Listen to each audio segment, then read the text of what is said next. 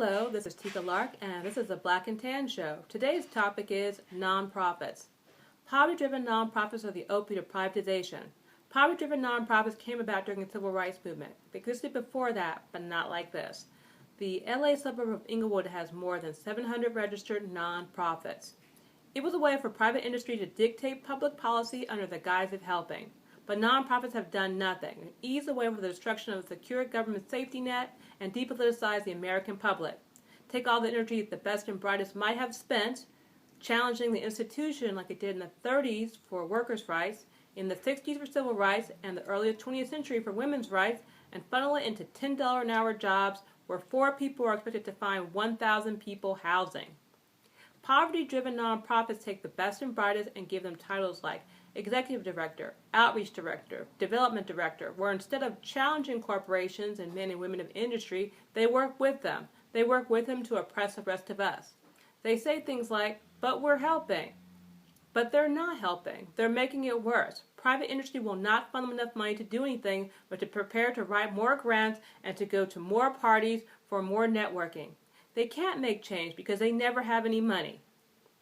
And that was corporate America's plan, to take social work, public housing, and health care out of the government's hands and move it to the private sector so they could defund it.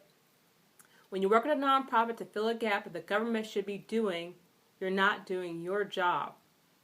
When you're one person, you cannot save the world. Your 20% at the most organization might be able to grow a community garden. You might be able to help 5 people, but you can't change policy, and that's what we need.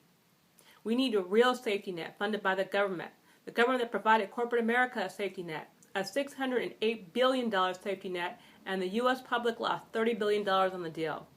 Nonprofit professionals are the lowest paid professionals in labor. They're paid lower than education, government, health care. It's overwhelmingly women and people of color. Not only does replacing government jobs with nonprofit cut massive holes in the safety net, but also helps in widening the gender and racial pay gap for working college degree professionals. Women nonprofit executives make 69 cents for every dollar their male counterpart makes. In general, in the nonprofit world, the more education and skill a job requires, the deeper the gender pay cut grows. According to the article, despite dominating the industry, women at nonprofits pay lags by Joyce Gannon at the Pittsburgh Post-Gazette. The work of nonprofits is important work, and the employees of nonprofits deserve real pay and real benefits. And that's not going to happen in the nonprofit world because corporate America has shown us what it thinks of women, what it thinks of a proper social and labor support, and by its actions in the 1920s and the aughts, by how it funds nonprofits barely enough to keep going through its many foundations. Foundations funded by corporate America have no business dictating public policy by withholding cash and then being able to write that dictation off as charity. Move our safety net back to the government. Move our safety net back to the control of the public. Thank you. This is Tika Lark, and this is the Black and Tan Show.